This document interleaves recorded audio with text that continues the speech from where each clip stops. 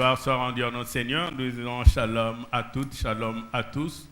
Nous souhaitons aux unes et aux autres la bienvenue au centre évangélique, le Verbe divin. Que la paix du Seigneur soit notre partage et nous demandons à Dieu de répandre la même paix à tous les bien-aimés qui nous suivent via le média, via le net. Gloire soit rendue à notre Seigneur.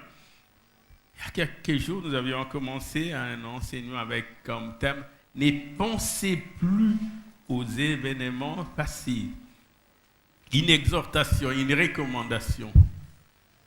Dieu dit par son serviteur, le prophète Ésaïe, dans les chapitres 43, les 18e versets, « Ne pensez plus aux événements passés ».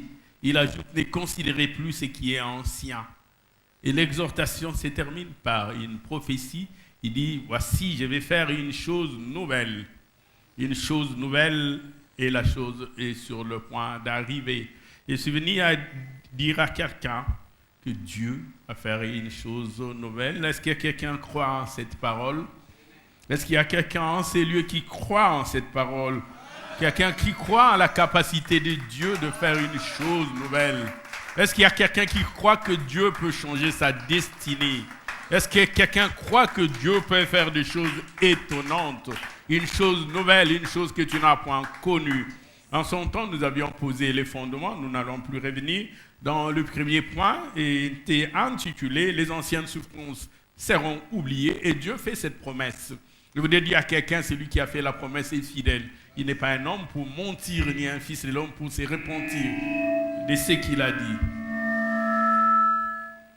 Nous l'avons tiré d'Ésaïe, les 65e chapitre, les 16e versets, la partie B où le prophète nous dit « Car les anciennes souffrances seront oubliées.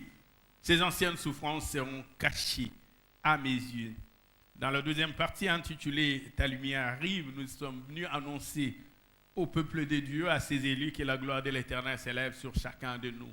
Si nous croyons en lui, si nous nous attachons à lui, sa gloire s'élève sur chacun de nous.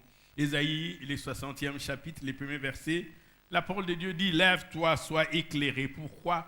Car ta lumière arrive et la gloire de l'Éternel s'élève sur toi. » Je suis venu dire à quelqu'un que la gloire de l'Éternel s'élève sur toi. Est-ce qu'il y a quelqu'un qui croit en cette parole? Est-ce qu'il y a quelqu'un qui croit en cette prophétie? La gloire de l'Éternel s'élève sur toi. C'est Dieu qui a dit par Jérémie, tu as bien vu, car je veille sur ma parole. Je suis derrière ma parole pour l'accomplir. Et c'est ce même Dieu qui dit, sa gloire s'élève sur toi. Même si l'obscurité couvre la terre, mais sur toi la gloire de l'Éternel s'élève. Si tu crois en cette parole, tu peux dire Amen. Si tu crois en cette parole, tu peux dire Amen. Si tu crois en cette parole, tu peux dire Amen. Sur toi la gloire de l'Éternel s'élève. Et la troisième partie de notre enseignement est intitulée « La détresse ne paraîtra pas deux fois ». La désolation, la tristesse. Tu ne rentreras pas deux fois dans la servitude, dans l'esclavage. Tu ne revivras pas deux fois l'Égypte. La détresse ne paraîtra pas deux fois. Nous l'avons tiré du prophète Naoum, le premier chapitre, le 9e verset. La partie B est clairement dite « La détresse ne paraîtra pas deux fois. » Gloire soit rendue à notre Seigneur. Et la question qui nous était posée en son temps, que faire? Est-ce que nous avons deux choses à faire et un mode de vie à adopter pour que la détresse ne paraisse pas deux fois? Comment ne plus être esclave? Comment ne plus se retrouver dans le pétrin du passé? Comment ne plus se retrouver dans la servitude? Comment ne plus se retrouver dans la tribulation? Qu'est-ce qu'il faut faire? Est-ce qu'il y a une voie à suivre? Est-ce qu'il y a un comportement à adopter? Est-ce qu'il y a un mode de vie qui est propice à cela pour que la détresse ne paraisse pas deux fois? Est-ce que cette promesse concerne tout le monde? Est-ce qu'il y a des destinataires, des gens qui sont élus pour bénéficier de cette promesse de Dieu? Que faire? Comment faire pour ne plus se retrouver sous les jougs de l'esclavage, sous les jougs de la servitude? Qu'un jour, comme l'avait dit le prophète Ésaïe dans le 9e chapitre, les premiers versets, il dit « Les ténèbres ne régneront pas pour toujours. » Que ceux qui vivent dans les ténèbres voudraient voir une lueur, voudraient voir une lumière briller. Mais comment faire? il faut que celui qui est dans la détresse, la première des choses, que celui qui viendra vous affranchir, qu'il soit le Tout-Puissant. Parce que s'il n'est pas Tout-Puissant, quelqu'un d'autre viendra encore vous mettre sous le joug de l'esclavage. Mais si celui qui vous affranchit, il a en lui la force, la puissance, à qui nul ne peut résister, personne ne viendra vous mettre encore sous la servitude. J'ai dit, premièrement, il faut que le Fils vous affranchisse. Jésus-Christ lui-même l'a dit dans Jean, le 8e chapitre, le 32e verset, également dans le 36e verset. Jean chapitre 8, le 32e verset, également le 36e, il dit, vous connaîtrez la vérité. Il voudrait dire, vous me connaîtrez. Et la vérité vous affranchira. Et même si les anciens des Juifs pouvaient contester, dire, nous sommes postérité d'Abraham, nous n'avons jamais été esclaves de quelqu'un. Bien sûr, si tu es dans le mal, tu es esclave de celui qui domine sur toi. Et il dit dans le verset 36, si donc les fils vous affranchit, vous serez réellement libres. Ta vraie solution, la vraie, celle qui demeure, celle qui ne peut pas être une solution passagère qui va s'éteindre un jour, la véritable solution ne peut venir que du Fils. Et il peut dire, si donc le Fils vous affranchit, vous serez réellement libre. Y a-t-il quelqu'un qui me suit en ces lieux? Est-ce qu'il y a quelqu'un qui me suit en ces lieux? Est-ce qu'il y a quelqu'un qui comprend cette parole de l'Écriture? Si donc le Fils vous affranchit, vous serez réellement libre. C'est vrai, plusieurs peuvent vous affranchir, mais vous ne serez pas réellement libre. Plusieurs peuvent vous donner, vous ne serez pas réellement riche. Ce qui importe, c'est celui qui t'a affranchi. Ce qui importe, c'est celui qui t'a béni. Il faut te demander qui t'a béni. Parce que seules les bénédictions de l'Éternel enrichissent. Et voici l'Éternel ne le fait suivre d'aucun chagrin. Qui t'a affranchi. Ne te contente pas de dire j'ai été affranchi, mais par qui? La deuxième question que nous nous étions posée, comment ne plus avoir soif? Si nous avons vécu dans le manque par les passés, nous avions manqué de choses, nous avions peut-être soif de la justice, pas seulement de boire.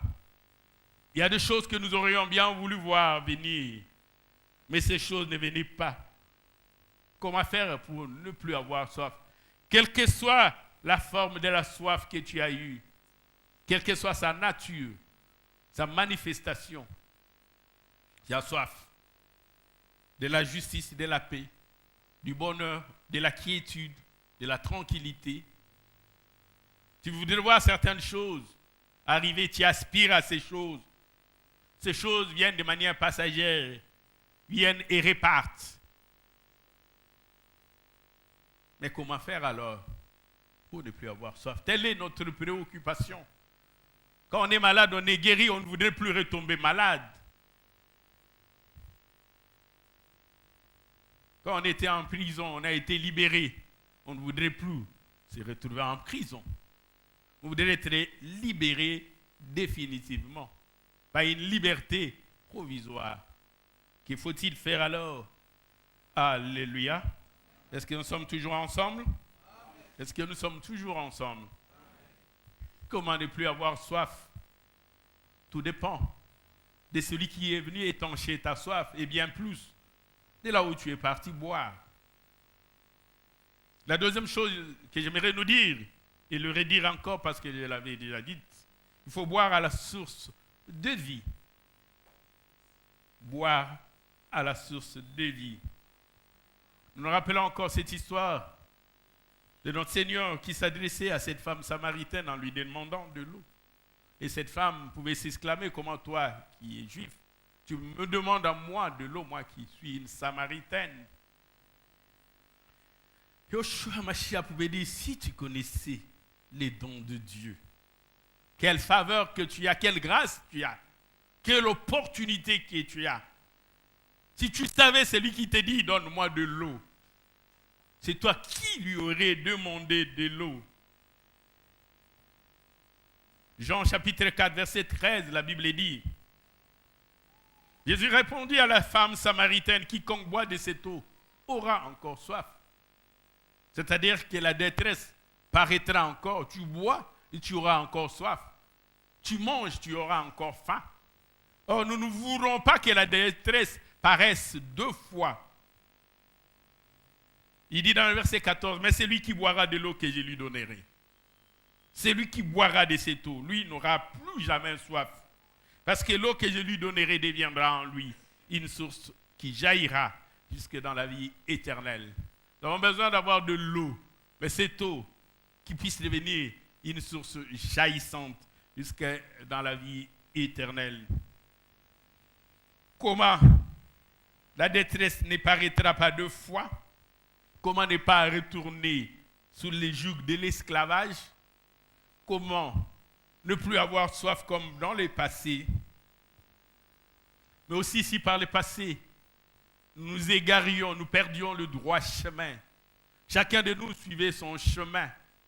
Et voici, nous n'arrivions pas à destination parce que nous ne connaissions pas le chemin. Nous ne voulons plus nous égarer par le passé. C'est-à-dire que nous ne voulons pas travailler en vain, que notre travail soit vain et que nos efforts soient vains. Nous voudrons, lorsque nous marchons, atteindre l'objectif. Et que lorsque nous combattons, que nous ne puissions pas donner des coups en l'air et que nos coups puissent atteindre l'objectif. Est-ce qu'il y a quelqu'un qui me comprend? Est-ce qu'il y a réellement quelqu'un qui me comprend? Comment ne plus s'égarer? Personne d'entre nous souhaiterait s'égarer chaque jour. Tous voudront quitter le point A et pour atteindre la destination. Nous égarer ne peut pas être un objectif que nous puissions nous fixer. Et pour cela, nous avons besoin de suivre le chemin. Nous avons besoin d'être conduits, suivre les chemins. Et dans Jean chapitre 14, le 6e verset, Jésus-Christ dit, je suis le chemin. Pas l'un de chemin, il est le chemin. C'est au singulier pour dire qu'il n'y en a pas plusieurs. L'unique, le vrai, la vérité et la vie. Et il peut dire, nul ne vient au Père que par moi. Et j'aime aussi la manière dont l'épître aux Hébreux est en train de décrire, de nous montrer qu'il est le véritable chemin. Les autres n'étaient que des précurseurs, ils ne sont venus que pour préparer celui qui devait venir. Même Jean-Baptiste, qui en réalité n'était que l'ouvrier qui devait précéder le maître. L'Épître aux Hébreux, dans le 10e chapitre, le 19e verset, nous dit, ainsi donc, frères, puisque nous avons au moyen, au travers, par le biais du sang de Jésus, une libre entrée dans les sanctuaires, nous n'avions pas accès. Au moyen du sang de Jésus-Christ, nous avons désormais une libre entrée. Libre pour dire, nous n'avons pas à payer. Il n'y a pas de prix, il n'y a pas de droit d'entrée. L'entrée est libre. Je suis en train de dire à quelqu'un, nous avons une libre entrée dans le sanctuaire. Par la route nouvelle et vivante qu'il a inaugurée pour nous au travers du voile. Par la route nouvelle qu'il a inaugurée pour nous au travers du voile, c'est-à-dire au travers de sa chair. Si nous avons une libre entrée, c'est au travers de sa chair. Aujourd'hui, j'aimerais nous proposer comme sous-thème mon Rédempteur est vivant. Mon Rédempteur est vivant. J'aimerais que nous puissions lire Job chapitre 19, du 25e au 27e verset. Job chapitre 19, du 25e au 27e verset. Et nous lirons également l'évangile selon Marc, le 4e chapitre, du 36e au 39e verset. L'évangile selon Marc, le 4e chapitre, du 36e au 39e verset. Job chapitre 19, le verset 25. La Bible dit, mais je sais. Il voudrait dire, j'en ai la conviction profonde, j'en ai la certitude. Ce que je connais, c'est vrai et je ne doute pas. Je sais que mon Rédempteur est vivant et qu'il s'élèvera les derniers sur la terre. Quand ma peau sera détruite, il se lèvera. Quand je n'aurai plus de chair, je verrai Dieu. Je le verrai et il me sera favorable. Mes yeux le verront et non ceux d'un autre. Mon âme languit d'attente au-dedans de moi. Job dit, je sais que mon Rédempteur est vivant. Job, comment le sais-tu? Il a cette conviction, cette confiance en son Dieu. Il sait que son Rédempteur est vivant. Évangile selon Marc, le 4e chapitre, à partir du 36e verset, la Bible dit, après avoir envoyé la foule, Jésus-Christ et ses disciples, en somme, l'amenèrent dans la barque où il s'est trouvé. Il y avait d'autres barques avec lui. Verset 37. Il s'éleva un grand tourbillon et les flots s'est jeté dans la barque au point que la barque se remplissait déjà. Et Jésus dormait à la poupe sur le coussin. Les disciples le réveillèrent et lui dirent, Maître, ne t'inquiètes-tu pas de ce que nous périssons? S'étant réveillé, il menaça les vents et dit à la mer, silence, tais-toi. Et les vents cessa. Il y eut un grand calme. Quel est cet homme qui parle à la mer et la mer l'écoute? Quel est cet homme qui parle au flot, aux vagues, au tourbillon? Et le tourbillon écoute. Et devant sa force et sa parole puissante, même le flot se calme et se taise. Quel est cet homme? Dans les textes de Marc, ces récits qu'il donne, il parle d'un vent qui avait provoqué des tourbillons.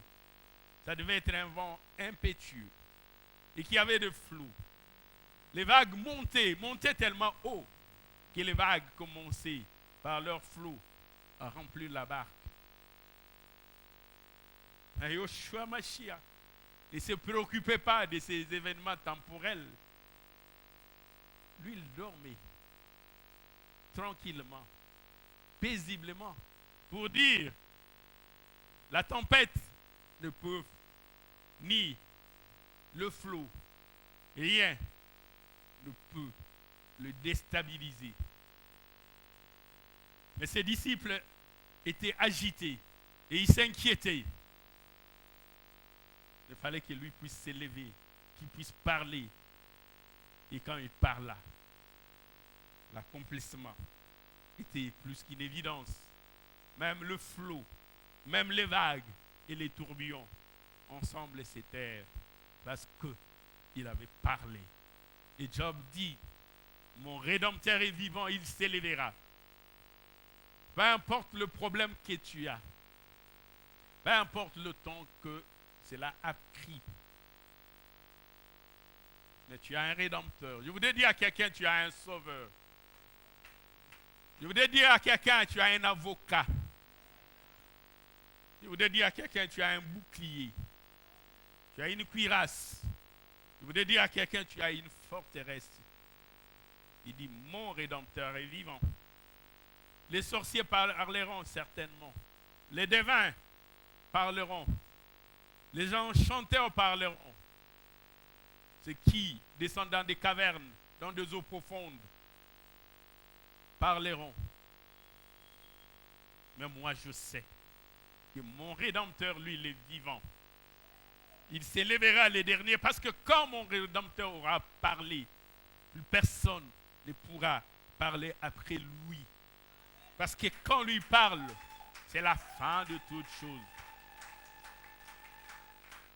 Mon Rédempteur est vivant.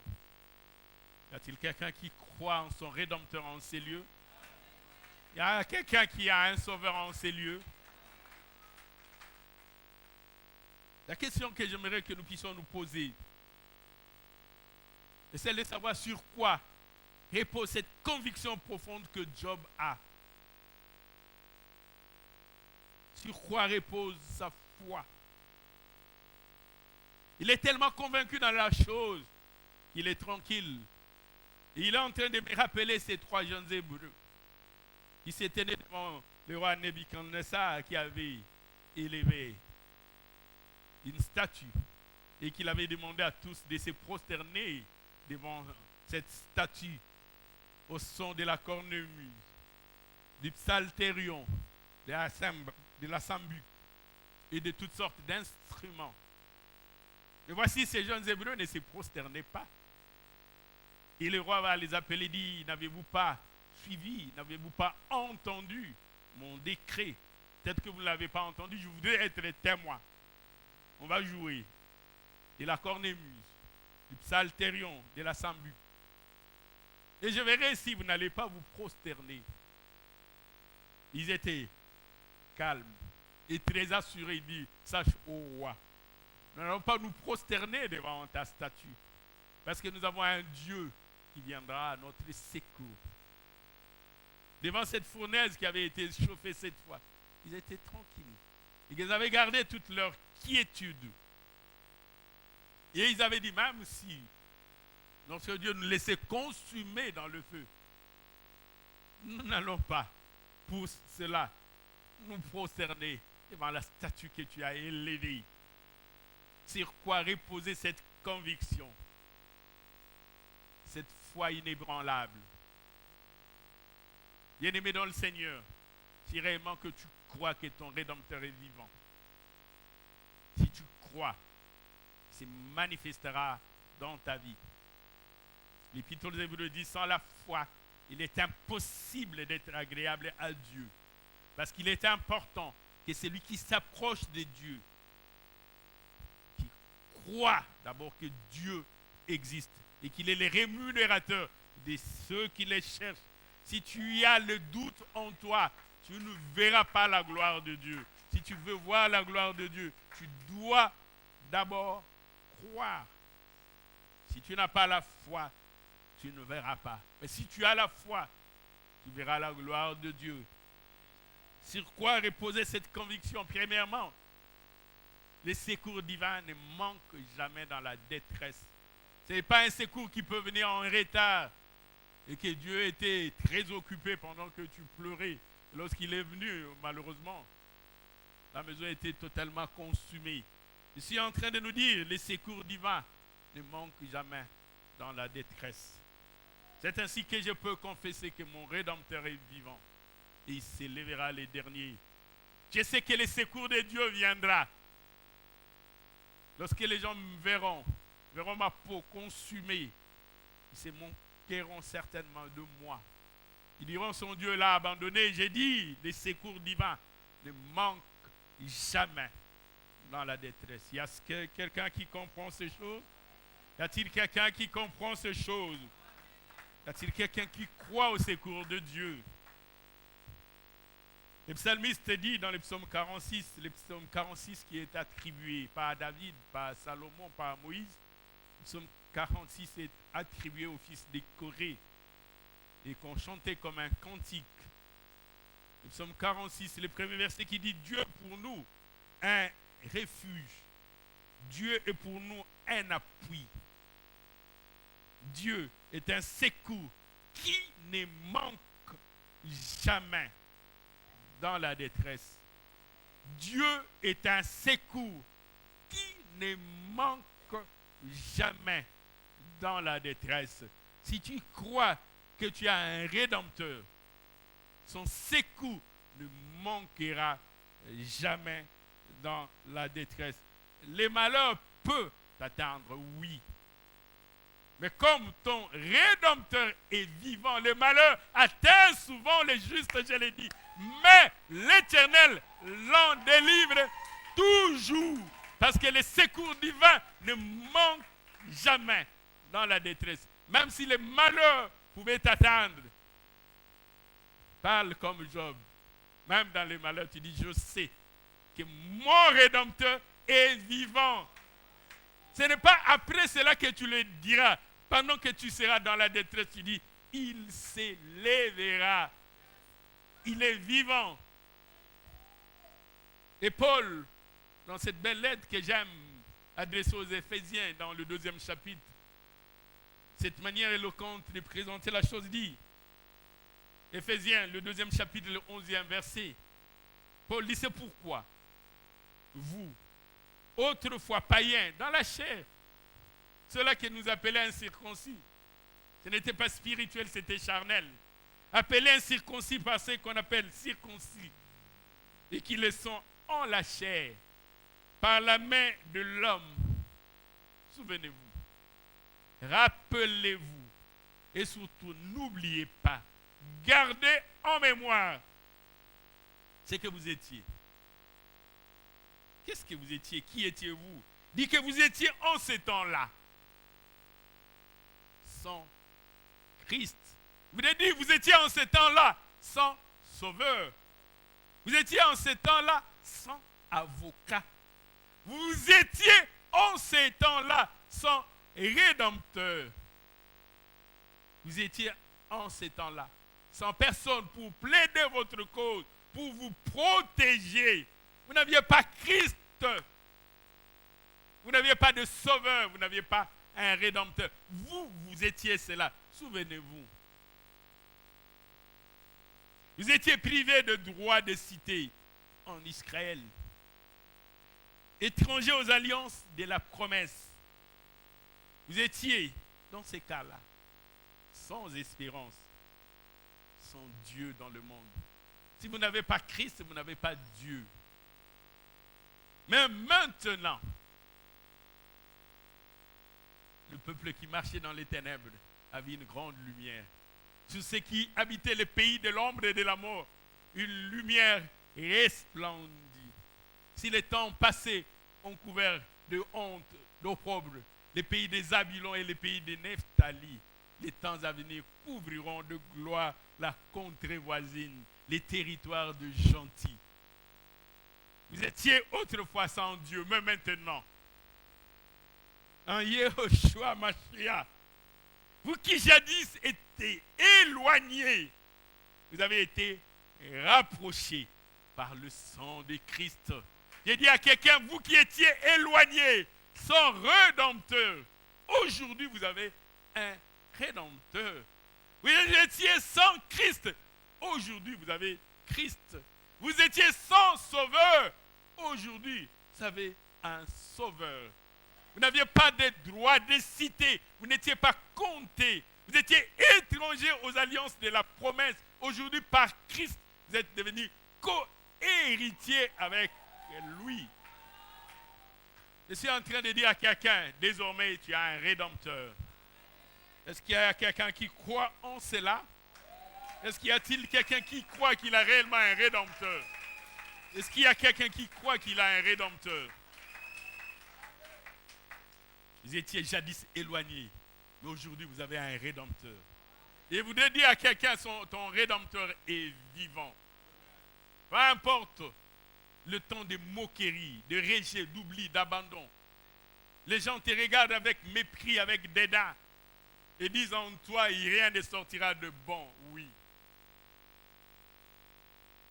Rien ne sortira de bon. Mais laisse qu'il parle. Deuxième chose, j'aimerais le dire, comme Job l'avait dit, il s'élèvera le dernier. Je suis en train de dire à quelqu'un, il s'élèvera le dernier. Peu importe ceux qui ont parlé avant, peu importe. Quel que soit leur nombre, leurs injures, leurs propos calomnieux, dénigrants, peu importe. Un seul ou plusieurs. Mais je suis en train de te dire, lorsque ton rédempteur s'élèvera, plus personne ne pourra parler. Et ils reconnaîtront. Ils reconnaîtront. Quand on a jeté ces 3 jeunes Hébreux dans la fournaise ardente, ils étaient 3. Et les rédempteurs est venu. Ils n'étaient plus 3. Ils étaient 4. Et le roi s'éleva avec étonnement et froid, frayeur, en se demandant, mais qui est ce quatrième? Nous n'avions jeté que 3. Mais le quatrième, son visage, il ne m'est pas familier. Ce n'est pas le visage d'un fils de l'homme. Le quatrième, il est distingué, il est particulier, il est exceptionnel. Il n'est pas comme les autres. Il y aura un quatrième. Je suis en train de dire, quand on te jettera dans la fournaise ardente, il y aura un quatrième. Il y a Mine Akoya. Je suis en train de dire, il y a Mine Akoya. Et le roi était étonné. Il dit, mais d'où est venu le quatrième? Son visage, ce n'est pas le visage du fils de l'homme. C'est le visage d'un fils de Dieu. Même le roi païen témoigneront que tu as un Dieu. Quand ils verront ce que Dieu fera dans ta vie, ils vont se demander comment est-ce possible. Là où nous l'avions caché, là où nous l'avions mis, nous ne pensions pas qu'il pouvait s'en sortir. Tu auras tenté des solutions, tu auras vu les sages de ce monde. Tu auras vu les astrologues, les savants, les docteurs, le médecin, les professeurs, les ingénieurs.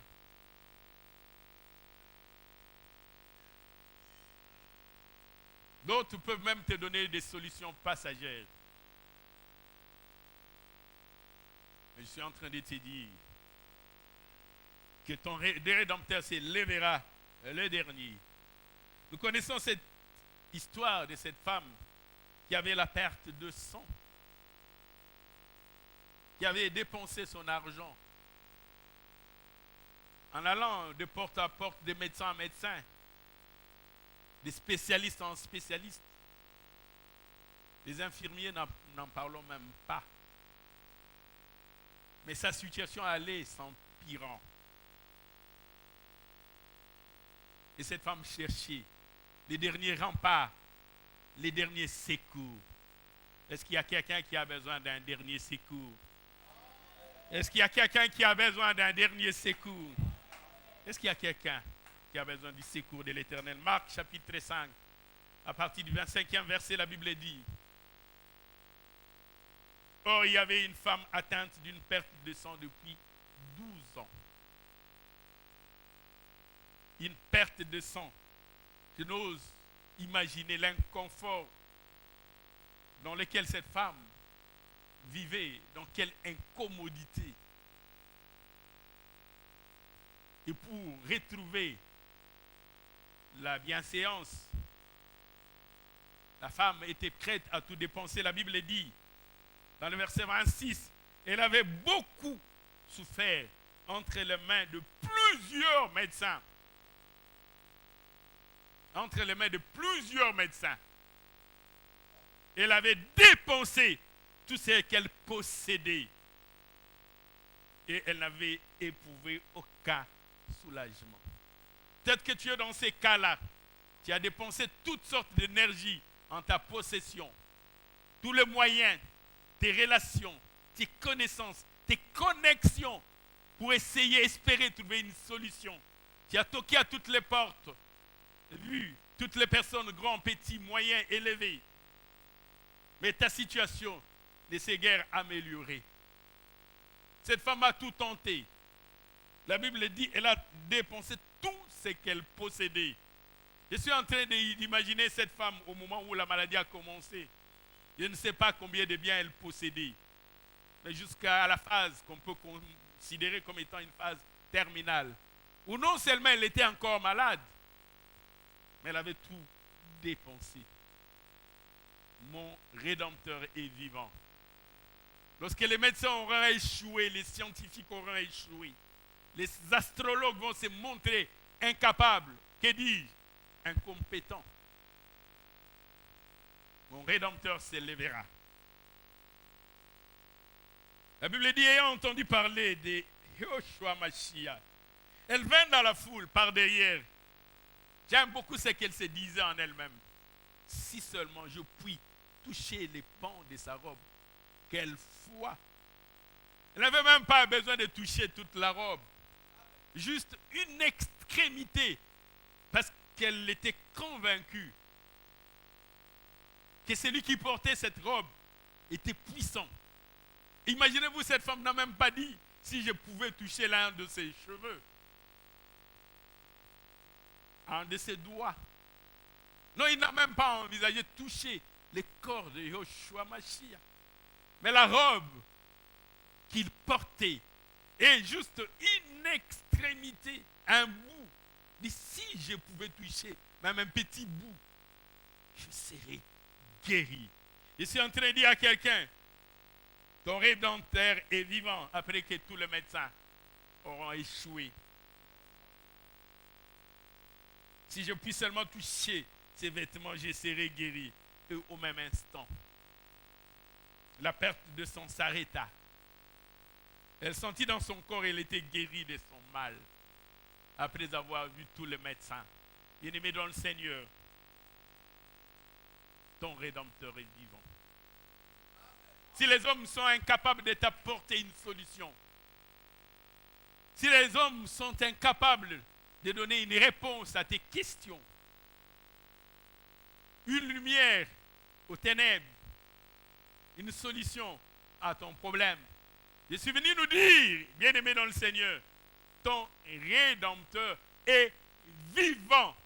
Cette femme a eu la grâce de rencontrer les Rédempteurs après qu'elle ait dépensé tout ce qu'elle avait auprès des médecins. Est-ce qu'il y a quelqu'un qui me suit en ces lieux? Est-ce que nous sommes encore ensemble? Est-ce que nous sommes encore ensemble? Est-ce qu'il y a quelqu'un qui comprend ces choses? Je suis venu nous dire à tout un chacun, que ce soit la confession, que mon Rédempteur, ton Rédempteur est vivant et il s'élèvera. Il s'élèvera les derniers. Nous pouvons encore nous rappeler de cet homme qui était malade depuis 38 ans, qui attendait la guérison. Et ceux qui étaient là savaient que la guérison venait de l'ange. L'ange qui descendait pour agiter l'eau de la piscine. Mais ces malades, pendant longtemps, n'avaient pas obtenu cette opportunité. Parce qu'ils ne pouvaient pas se jeter lui-même dans la piscine. Jean chapitre 5, à partir du premier verset, la Bible dit, après cela, il y eut une fête des Juifs, et Jésus monta à Jérusalem. Lors de grandes fêtes, tout le monde devait monter à Jérusalem. Or, à Jérusalem, près de la porte de Bébi, il y avait une piscine qui s'appelle en hébreu Bethesda, qui a 5 portiques. Et sous ces portiques étaient couchés un grand nombre de malades, des aveugles, de boiteux, des paralytiques.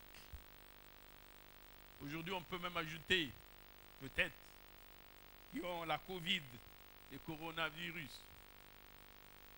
et qui attendaient le mouvement de l'eau. Car un ange descendait, un ange du ciel descendait de temps en temps dans la piscine et agitait l'eau. Et celui qui descendait le premier, en ce temps-là, on cherchait qui descendra le premier. Qui sera le premier à se jeter dans la piscine lorsque la piscine est agitée? Les premiers que l'eau avait été agitée étaient guéris. Quelle que fût sa maladie. Et là s'est trouvé un homme malade depuis 38 ans. Il a attendu. J'ose croire même que ses proches étaient fatigués. Imaginez-vous un homme qui est malade depuis 38 ans. Les enfants qui sont nés pendant que lui, il était là, qui ont été même à l'école primaire, secondaire, à l'université, qui ont terminé, qui se sont même mariés, qui ont eu 2 enfants, et des enfants ont commencé à grandir, et sur le point même de se marier. Mais lui était toujours là. Il attendait. J'aimerais parler comme Habakkuk l'a dit dans Habakkuk chapitre 2, le 3e verset. Car c'est une prophétie dont le temps est déjà fixé. Elle marche vers son accomplissement. Je suis en train de dire à quelqu'un, ta prophétie marche vers sa réalisation. elle ne mentira pas. Dieu n'est pas un homme pour mentir, ni un fils de l'homme pour se repentir de ce qu'il a dit. Elle ne mentira pas. Si elle tarde à temps là, je dis à quelqu'un, si elle tarde à temps là, je dis encore à quelqu'un, si elle tarde à temps là, car elle s'accomplira. Elle s'accomplira certainement. Cet homme attendait. La Bible dit, Jésus l'ayant vu coucher, sachant qu'il était malade depuis longtemps, lui dit, veux-tu être guéri? Je suis venu, tu as attendu longtemps. Les malades ne pouvaient pas comprendre cette question. Vous pouvez même penser que Christ était venu les distraire. Il dit, mais si dans l'entretemps, l'ange descendait agiter de l'eau. Mais ce jour-là était un jour différent. Parce que c'est lui qui a envoyé l'ange venir agiter de l'eau. Il a dit à l'ange, repose-toi, j'irai moi-même. J'irai moi-même. Il dit, j'irai moi-même.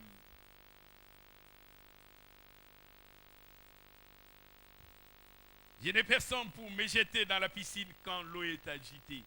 Pendant que j'y vais, un autre descend avant moi. Toi, tu cherchais à être les premiers. Mais Christ va se présenter à ces malades comme étant les derniers. Tu voulais être les premiers? Et celui qui vient vers toi, il est à la fois l'alpha, il est aussi l'oméga. Il est le commencement, il est la fin. Et lorsqu'il s'est présenté, il dit, ton problème est arrivé à sa fin. Ton rédempteur s'élèvera. Il s'élèvera le dernier. Quand Christ est venu, t'imagines ces malades. Si c'est comme aujourd'hui où les gens ont des adresses fixes, quand ils rentreraient dans son quartier, je ne vois pas les gens les reconnaître. Il était parti il y a si longtemps. Tellement longtemps qu'une génération est passée. On va se demander de qui s'agit-il. Il est en train de dire à quelqu'un, ton rédempteur est vivant. Troisième chose, si ton rédempteur est vivant, tu n'as pas besoin de craindre les persécuteurs. Tu n'as pas besoin de craindre de Goliath qui s'élève dans ta vie. Tu n'as pas besoin de craindre le conseil des méchants et des injustes. Leur résolution dans leur réunion des ténèbres. Je n'ai pas dit que tu n'auras pas des persécuteurs. Je n'ai pas dit qu'ils ne te feront pas la guerre. Mais je suis en train de dire quand tu as un rédempteur, quand tu as un sauveur, tu n'as pas besoin de les craindre. Troisième chose, il enverra l'ennemi contre ton persécuteur. Il enverra l'ennemi contre ton persécuteur. Tu as un rédempteur. Il ne restera pas impassible en train de te voir être agressé au point d'être exterminé. Le prophète Ésaïe dit dans le 43e chapitre, le 14e verset, Ésaïe 43, verset 14. Ésaïe 43, verset 14 dit, ainsi parle l'Éternel. Il se présente comme étant. Ésaïe chapitre 43, verset 14. Ainsi parle l'Éternel, votre Rédempteur, les saints d'Israël. Vous avez un Rédempteur. Dit à cause de vous, pour vous sauver, pour vous affranchir, pour vous libérer, pour vous donner la paix, pour vous donner la joie, pour vous donner la sécurité. À cause de vous, j'envoie l'ennemi contre Babylone. Pour que Babylone ne vous agresse pas, je lui enverrai un ennemi. Pour qu'il ne puisse pas vous asservir, je lui enverrai un ennemi. Pour qu'il ne puisse pas vous persécuter, je détournerai les combats. Pour que le combat ne s'adresse plus à vous, mais à un autre. J'envoie l'ennemi contre Babylone. Et j'ai fait descendre tout le fuyard, même les Chaldéens, sur les navires dont ils tiraient gloire. Les armes dont ils se servaient pour tirer gloire, Il disait, nous avons un bouclier. Vous allez l'atteindre avec son bouclier. Il disait, nous avons une cuirasse. Sa cuirasse sera brisée. L'Éternel enverra l'ennemi contre ton persécuteur. Et le combat changera de camp. Et plus tard, toujours Ésaïe dit dans le 49e chapitre, le 26e verset, livre du prophète Ésaïe, le chapitre 49, le verset 36, il dit, je ferai manger à tes oppresseurs leur propre chair. Et qui croyaient pouvoir dévorer ta chair, ils vont dévorer leur propre chair. Et qui pensaient détruire ta maison, ils détruiront leur propre maison. Et qui pensaient détruire tes enfants, et ils détruiront leurs propres enfants. La potence d'Aman ne servira pas à Mardochée. Non, ça ne servira pas à Mardochée. Ça servira à détruire sa propre cause. Je ferai manger à tes oppresseurs leur propre chair. Y a-t-il quelqu'un qui comprend ces choses? Est-ce qu'il y a quelqu'un qui comprend ces choses? Est-ce qu'il y a quelqu'un qui croit que Dieu est capable de le faire? Y a-t-il quelqu'un qui croit que Dieu est capable de le faire? Ils s'enivreront de leur propre sang. Et toute chair saura que je suis l'Éternel, ton sauveur. Pas seulement ton sauveur, ton rédempteur, le puissant de Jacob. J'ai dit à quelqu'un, tu as un rédempteur. Tu n'es plus comme tu étais autrefois, sans Christ, autrefois sans sauveur, autrefois sans rédempteur. Aujourd'hui, par le sang de Jésus, vous avez été rapprochés. Vous avez maintenant part aux alliances de la promesse, part à l'héritage. Vous avez droit de citer. Quatrième chose, mon rédempteur, il est le bon berger. Il est important d'avoir un bon berger. Les mercenaires voient le loup venir. Ils abandonnent les brebis. Ils s'enfuient. Mais si tu as un bon berger, tu ne craindras pas les loups ravisseurs, ni les lions rugissants, parce que tu as un bon berger. David, dans sa vie, a été un bon berger. Lorsqu'il voyait les lions venir ravir une brebis, il poursuivait les lions. Quelle chose étonnante. Il ouvrait la gueule du lion et ôtait la brebis. Toi, tu as plus que David. David, lorsqu'il voyait l'ours venir attaquer les brebis, il délivrait la brebis de la patte de l'ours. Toi, tu as plus que David. David n'est que l'image du roi, mais toi, tu as le véritable roi, dont la seigneurie n'a point de commencement ni de fin. Celui dont le règne est éternel. Tu as un bon berger.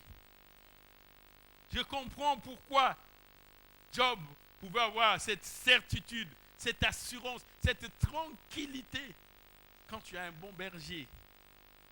C'est Cantique de David qui se trouve dans le psaume 23.